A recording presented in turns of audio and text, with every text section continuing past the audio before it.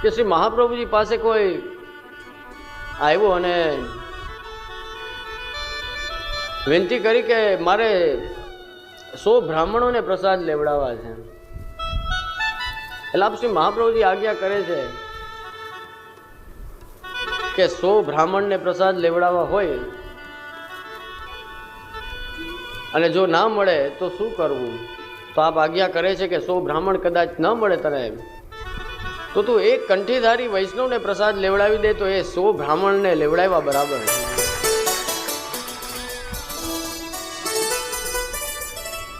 તો પેલો પાછો મનોરથ કરે છે કે તો ચાલો એવા 100 કંઠીધારી વૈષ્ણવને મારે પ્રસાદ લેવડાવવો હોય તો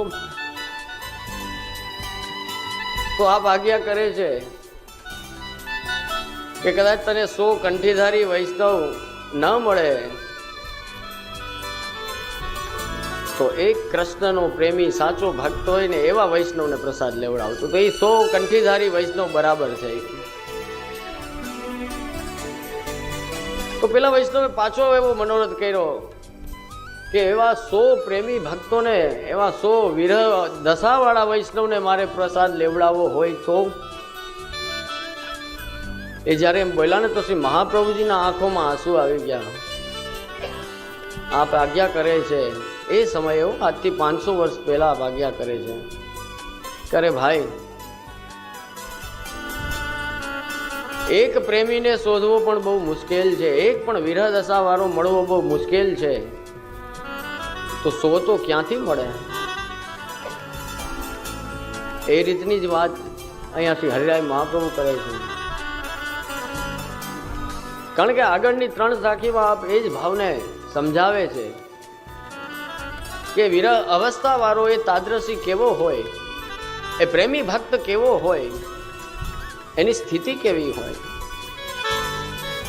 કોઈ લૌકિક પ્રેમમાં હોય ને એ પ્રેમીની પણ અલગ અલગ 10 અવસ્થાઓ આપણા શાસ્ત્રમાં બતાવેલી છે. ખાવા પીવાનું ભાન ન રહે, રાત્રે ઊંઘ ન આવે, કોઈ બીજો જોવે તો ગાંડો સમજે, અત્યારે પ્રેમ થાય કોકને તો એવી હાલત હોય એની. હા, એમાં સમય વેડફો આ લૌકિક પ્રેમમાં. એના કરતાં પ્રેમમાં ગાંડું થવું હોય તો કૃષ્ણના પ્રેમમાં ગાંડું થવાય.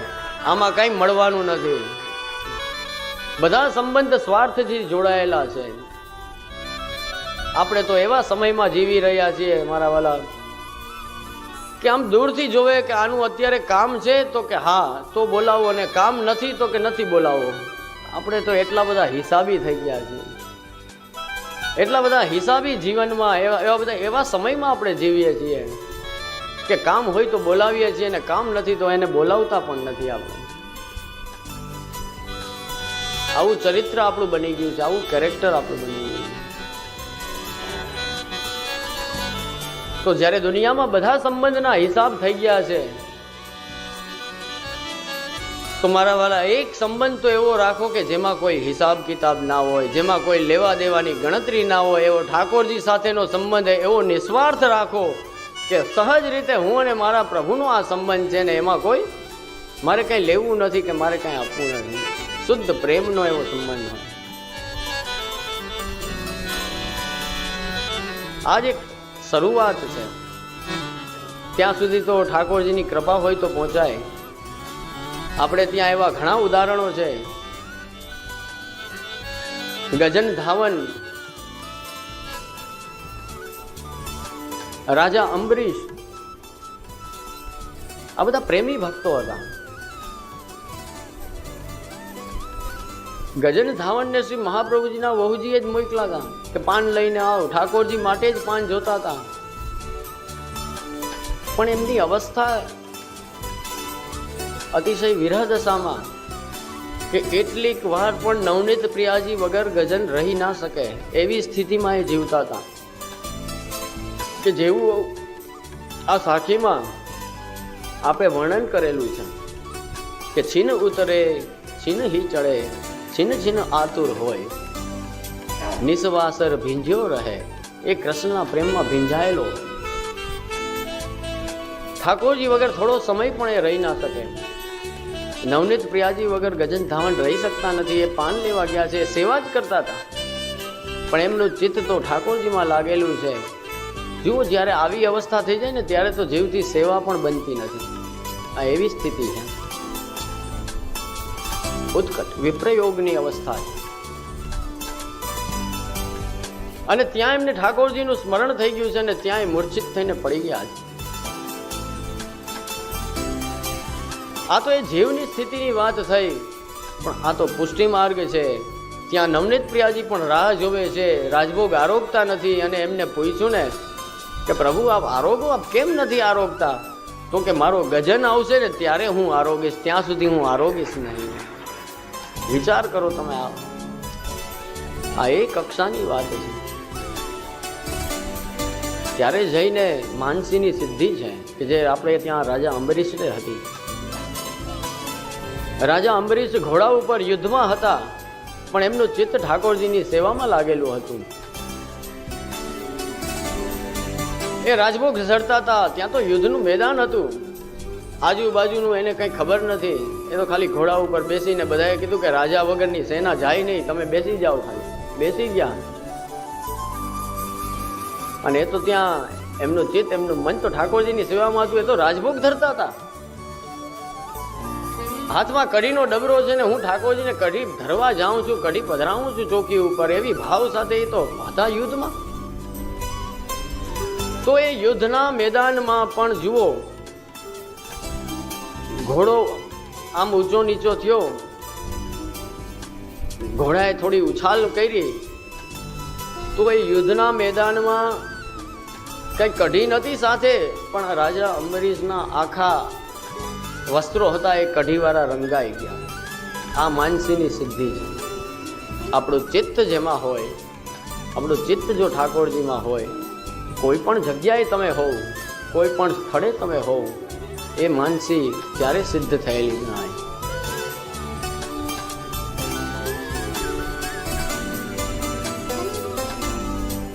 અત્યારની આપણી જે માનસી સેવા છે એવી નહીં હો. ઘણીવાર ઘણા વૈષ્ણવને પૂછીએ ને સેવા કરો છો, તો એક બેન મને કે હા જે હું માનસી સેવા કરું છું. મને આઘાત લાગ્યો કે તનુ વિતજા કરતા કરતા મારા 40 તો નીકળી ગયા. આ બેન એમને એમ તરત માનસી થઈ ગઈ. વાહ! મહાપ્રભુજી આજ્ઞા કરે છે કે તત્સિદ્ધે તનુ વિતજા, કે માનસીની સિદ્ધિ કેવી રીતે થાય? તો કે આપણું તન અને ધન બે એ પણ અમે અમારી હવેલીએ તમે આવીને લગાડો એમ નથી કહેતા. અમે તો એમ જ કહે છે કે તમારા ઘરે તમારા ઠાકોરજી બિરાજે છે ને એમાં જ તમારું ધન ને એમાં જ તમારું તન લગાડો. હા, એમાં અમને કોઈ પ્રોબ્લેમ નથી.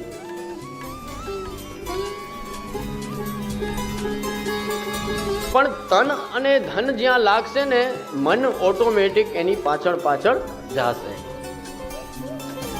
કોઈ નવી દુકાન કરે, સરસ મજાનો શોરૂમ બનાવ્યો હોય, એમાં લાખો રૂપિયાનો માલ ભરે. હવે એને રૂપિયા લગાડ્યા છે, દિવસ રાત મહેનત કરી છે, સારું થાય, સરસ રીતે બને, સારી રીતે ઉદ્ઘાટન કરે. સ્વાભાવિક રીતે જ તમે આટલું બધું ઇન્વેસ્ટમેન્ટ કર્યું હોય, તમે આટલી બધી મહેનત તમારા શરીરથી કરી હોય, તો તમને એના વિચાર આવવાના જ છે. તમારું મન ઓટોમેટિક ત્યાં લાગવાનું જ છે. સીધી વાત છે.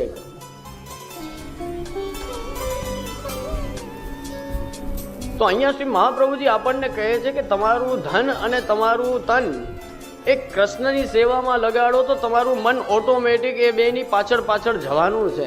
અને એટલે આપ કહે છે કે તત્સિદ્ધે તનુ વિત્તજા, કે તનુજા વિત્તજા બંને સેવા કરતા કરતા એક દિવસ આ માનસીની ફલરૂપ સેવા તમને પ્રાપ્ત થશે.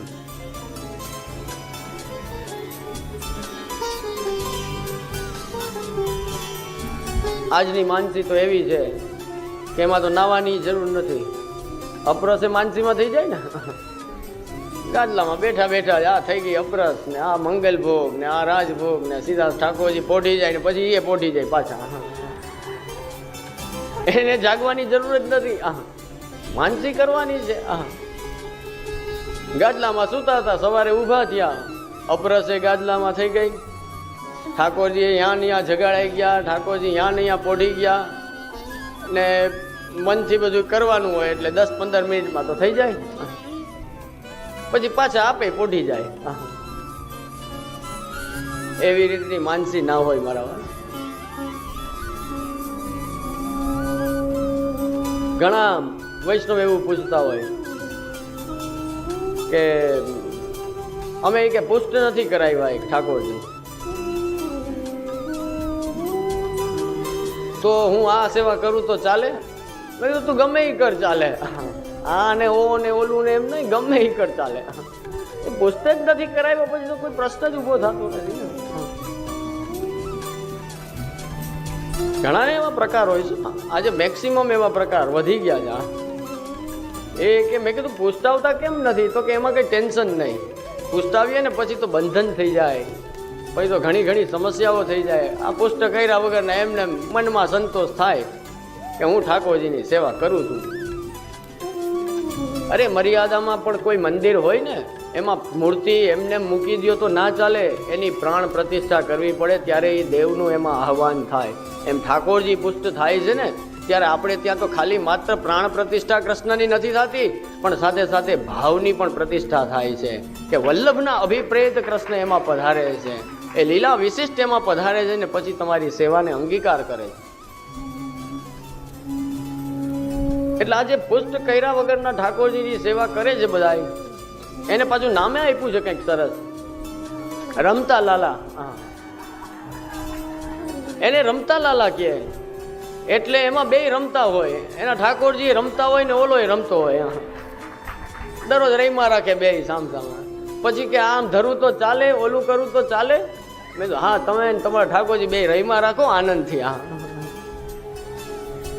હવે આ રમતા લાલાનો પ્રકાર વધી ગયો છે.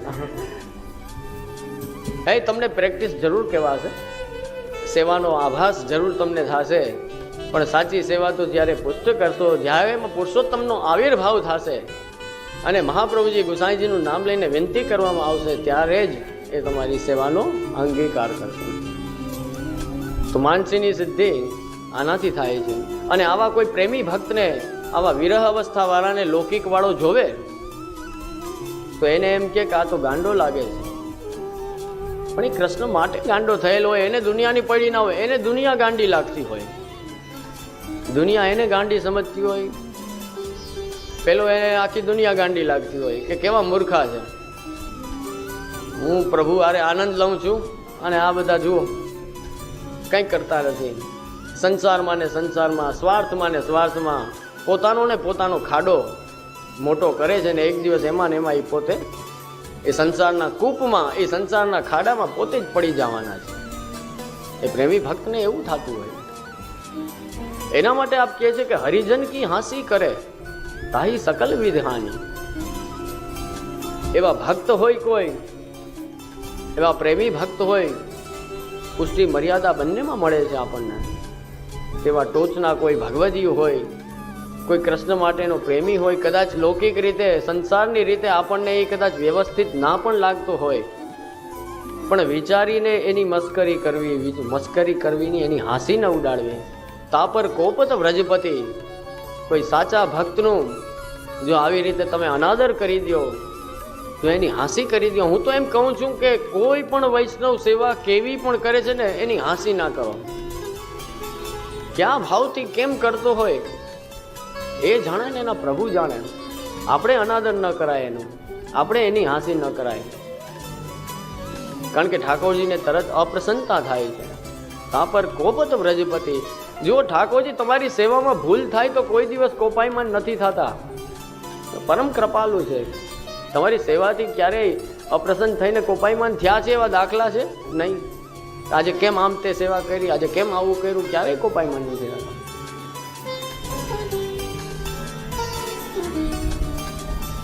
મને તો એમ થાય કે હવે થવાની જરૂર છે. પેલું વેત્ર ધૈર્ય હોય ને એકવાર મારે ને એ સીધો થા. પણ એવું થાય તો તે દિવસે ભાગ્ય માનજો, જે દિવસે ઠાકોરજી એમ ભૂલ કહે ને કે આ તારી ભૂલ છે આજ સેવામાં, સુધારીને કર, તે દિવસે તો સમજવું કે આ તો આ જેટલી સેવા કરી છે એનું ફલ આજ મળ્યું મને. મારા વાલા હસતા નથી પણ ખીજાણા તો ખરા, રાજી નથી ભલે થતા પણ આજે ખીજાણા તો ખરા. જેની સાથે પ્રેમ હોય ને એ તો ખીજાય તો એ ગમે આપણને. આ પ્રેમીનું લક્ષણ છે. એટલે પ્રભુ તો ખીજાય તો એ વાલા લાગીએ. ને વલ્લભના વલ્લભીય તો એવા છે કે પ્રભુ આપ ખીજાવ કે ના ખીજાવ ગમે એ કરો, અમે તો હવે આપના ચરણને પકડી લીધા, ચોટી ગયા, હવે છૂટવાના જ નથી. હા, ગમે એ માની લ્યો, હા, અમે છોડવાના નથી આપને.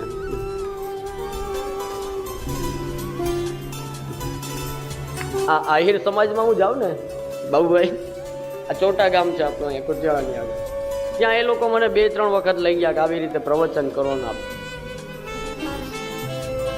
પછી ત્યાં હું એમને કહું, ભાઈ કૃષ્ણને તમે શું કહો? તો કે અમે દાદા કહે. એ લોકો યદુવંશી કહે, કૃષ્ણને વંશજમાં. પણ આમ કઈ બહુ આગળ વધે નહીં કૃષ્ણની સેવામાં કે કૃષ્ણને ઠાકોરજીનું બધું કરવામાં, એમાં કઈ બહુ આગળ ના વધે. પછી મેં એને સમજાવ્યું, બધું ભાઈ તમે બધા આહિર છો, તમે કૃષ્ણને દાદા કહો છો, એનું કંઈ કરતા નથી. મેં કીધું અમારી 18 પેઢી વહી ગઈ કૃષ્ણની સેવા કરતા, તમારા દાદામાં કંઈક હશે તો અમે મંડાણા જ ને, એમને અમે કરીએ. 18 પેઢી શ્રી મહાપ્રભુજીથી લઈને અત્યારે વહી ગઈ છે, એટલી વૈષ્ણવની થઈ ગઈ છે. તમારા દાદામાં કંઈક છે, એ તમારા કૃષ્ણમાં કંઈક છે તો અમે કરીએ છીએ ને. હા, ગૌ સેવા ખૂબ કરે, ગાયની સેવા ખૂબ કરે, પણ એ આમાં બહુ